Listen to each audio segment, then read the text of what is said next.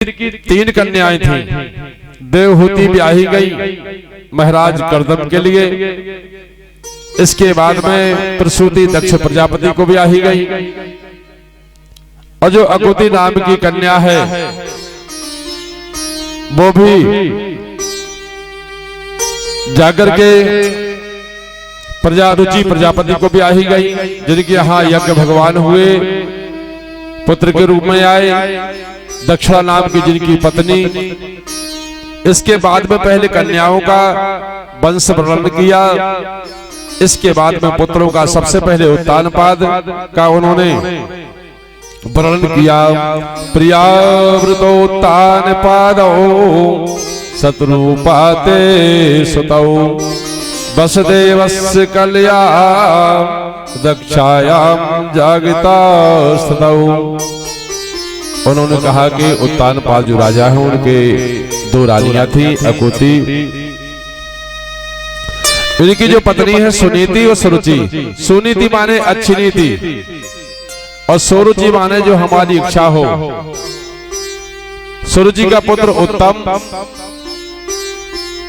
और सुनीति का पुत्र जो है ध्रुव है। एक बार महाराज उत्तानपाद अपने बेटा उत्तम को गोदी में लेकर के बैठे थे। उसी समय महाराज ध्रुव जी पहुंचे।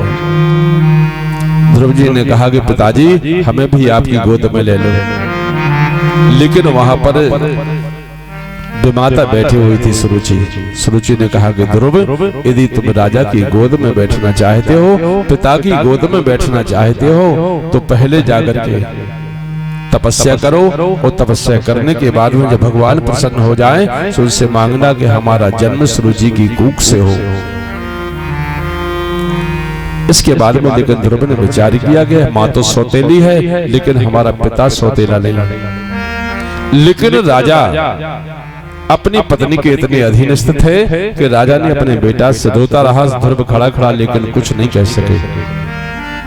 शास्त्र कहते हैं कि माताओं की मानना चाहिए, पत्नी की बात मानना चाहिए, क्योंकि माताएं जो है घर की मंत्री हैं। लेकिन आवश्यकता से ज्यादा स्त्री के अधीन नहीं रहना चाहिए। राजा इतने अधीन हो गए कि अपने बेटा को गोद में नहीं ले पाए। ध्रुव जाकर के ऐसी सांसें भरने लगे जिस प्रकार किसी ने काले सांप को डंडा मार दिया हो।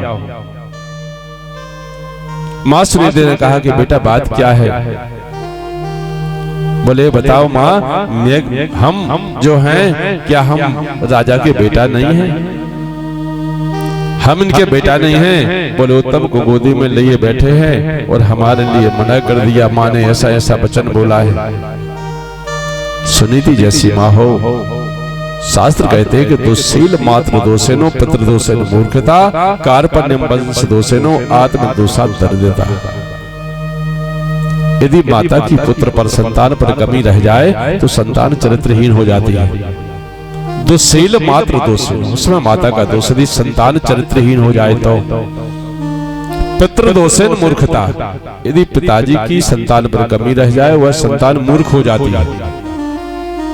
कार्पण्यम वंश दोषेनो, जो कायर संतान होती है उसमें माता पिता का दोष नहीं है, उसमें अपने वंश का दोष है। और आत्म दोषात् दरिद्रता, यदि दरिद्र हो जाए तो उसमें माता पिता की गलती नहीं है, स्वयं की गलती से आदमी दरिद्र बनता है। लेकिन शास्त्र कहते हैं कि माताओं को अपनी संतान को उत्तम शिक्षा देना चाहिए। आज सुनीति माँ ने अपने 5 वर्ष के बेटा को ऐसी शिक्षा दी कि यदि 1000 शिक्षक मिलकर के शिक्षा देते तो नहीं दे पाते। अपने 5 साल के बेटा के लिए जंगल में भेजना चाहती। बोले बेटा ऐसी की गोद में जाकर के बैठो जो संसार में कोई तुम उतारने वाला ना हो। पिता की नहीं, उस परम पिता की गोद में जाकर के बैठो। भजन करने के लिए चले जाओ बेटा, तपस्या करके उसको प्राप्त करो भगवान के लिए। 5 वर्ष का बालक ध्रुव जंगल को जा रहा है। माता को प्रणाम किया, पिताजी को प्रणाम किया, माता को भी प्रणाम किया। नारद जी ने देखा कि आज 5 वर्ष का बालक तपस्या करने जंगल जा रहा है। नारद जी महाराज एक बार करो तलो बरो बीणा गावई हरि गुण गान प्रवीणा। एक बार करतल बरवीणा गावई हरि गुण गान प्रवीणा। हरे राम राम राम हरे हरे, हरे कृष्णा कृष्णा कृष्णा हरे हरे। हरे राम राम राम हरे हरे, हरे कृष्णा कृष्णा कृष्णा हरे हरे। नारद जी ने पूछा, बेटा कहाँ जा रहे हो? बोले हमारी माता ने और हमारे पिता ने हमारा अपमान किया, मैं क्षत्रिय बालक हूँ, तपस्या करने के लिए जा रहा हूँ। बोले बेटा ये बताओ, जंगल में भगवान थोड़ी मिलते हैं। जंगल में तो तुम्हें भालू मिलेंगे, बंदर मिलेंगे, जानवर मिलेंगे, लेकिन पहले तो ध्रुव जी ने प्रणाम किया, साष्टांग प्रणाम। समझ गए कि पहली सीढ़ी इसकी मजबूत है। इसके बाद में कहा कि वहां तो बंदर भालू मिलेंगे, तुम्हारे लिए रीछ मिलेंगे, जंगल में भगवान थोड़ी जंगल में। ध्रुव जी ने कहा, हरि व्यापक सर बत्रो समाना। हरि व्यापक सर्वत्र समाना। हरि व्यापक सर्वत्र समाना। हरि व्यापक सर्वत्र समाना, सर्वत्र समाना। प्रेम ते प्रगट होई मैं जाना। प्रेम ते प्रगट होई मैं जाना। प्रेम ते प्रगट होई मैं जाना। ध्रुव जी ने कहा कि हमारी माँ कथा सुनाती थी रोज और कहती थी कि ऐसी कोई भी जगह नहीं है जहाँ भगवान ना हो, लेकिन हमारा पक्का विश्वास से ही फलदायक है, विश्वासो ही फलदायका। बोले हमारी माँ कथा में कहती, बोले जंगल में भी भगवान है। उसी समय नारद जी ने पूछा, ये बता तुम कितनी बार भोजन करते हो? बोले दिन में 3 बार तो करते ही हैं, सुबह नाश्ता करते हैं, दोपहर में, शाम को। बोले तो जंगल में कौन देगा तुम्हारे लिए भोजन? जंगल में तुम्हें कौन भोजन देगा? तुम जंगल को जा रहे हो। उसी समय ध्रुव ने कहा कि हमारी माँ ने बताया है कि दांत नहीं तब दूध दियो, अब दांत दिए मोही और हृदय है। हमारी माँ ने कहा है कि जब दांत नहीं थे तब भगवान ने हमारे लिए माँ के स्तनों में दूध का इंतजाम किया। ये किसी के पिताजी की व्यवस्था नहीं है, किसी के बब्बा जी की व्यवस्था नहीं है।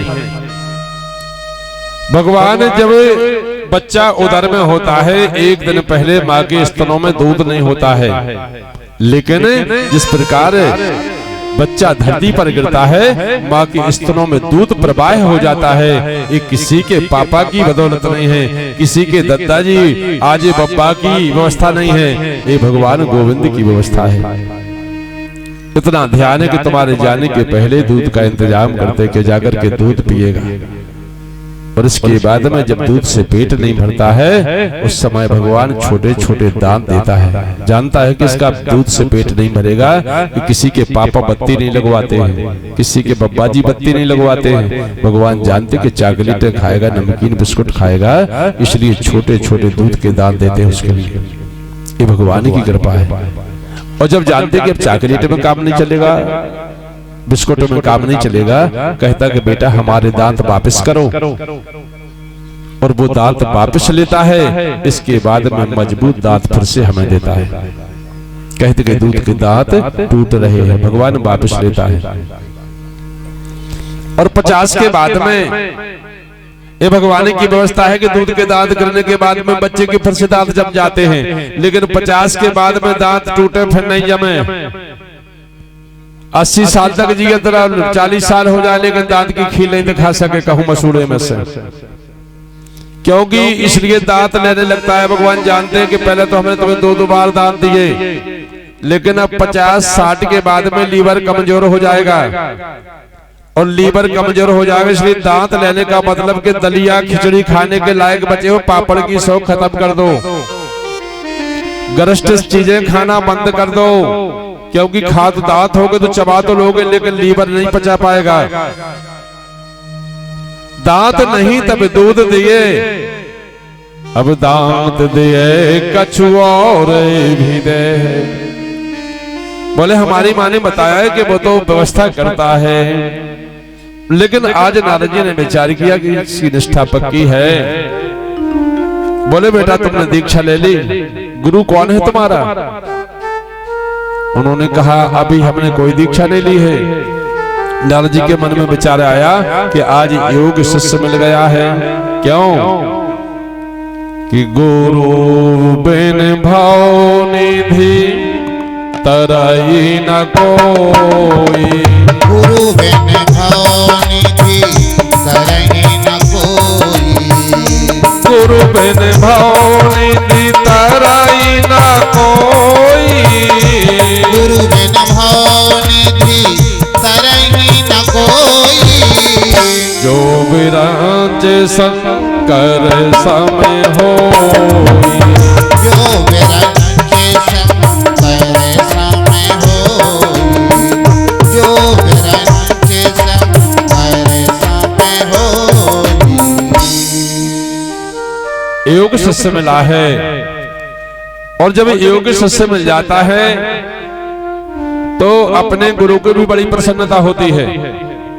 यदि कोई बच्चा बढ़िया पढ़ता है, अच्छी पढ़ाई करता है, होशियार होता है क्लास में, तो शिक्षक उसको मॉनिटर बना देते, भाई क्लास का अध्यक्ष बना देते। उसके लिए शिक्षकों को आनंद आता है कि कोई हमारी क्लास में होशियार है। यदि कोई आए तो उन्हीं बच्चों को खड़े करते हैं। योग शिष्य जब मिल जाता है, सुतीक्षण जैसे जिन्होंने अपने गुरु बाबा अगस्त्य के लिए और भगवान के दर्शन करा दिए। एक बार अगस्त्य जी महाराज कहीं जा रहे थे, उन्होंने अपने शिष्य सुतीक्षण से कहा कि बेटा मैं जा रहा हूं, जो सालग्राम हैं इनकी बढ़िया पूजा करना, स्नान कराना, वस्त्र चढ़ाना, चंदन लगाना, सारी व्यवस्था समझा के चले गए। सुतीक्षण लोग पूजन करते थे, गंगा जी में स्नान करने को जाते थे। विचार किया कि गुरु बाबा कह गए थे बढ़िया स्नान कराना है, चंदन लगाना है। उन्होंने विचार किया कि गंगा जी स्नान करने को जाते हैं, इसलिए भगवान को भी गंगा जी लेते चलो, वहीं स्नान कराएंगे। सुतीक्षण गए, भगवान को सालग्राम को लेकर के गंगा जी में स्नान कराया। वापस से आ रहे थे लौट के, एक जामुन का पेड़ दिखा, बहुत ज्यादा जामुन लगी हुई थी, पकी हुई थी। सुतीक्षण के मन में विचार आया कि 2-4 जामुन तोड़ ली जाए, लेकिन कहीं उनको पत्थर नहीं मिला मारने के लिए। यह कथा सुतीक्षण ने स्वयं भगवान को सुनाई जब भी आश्रम को ले जा रहे थे।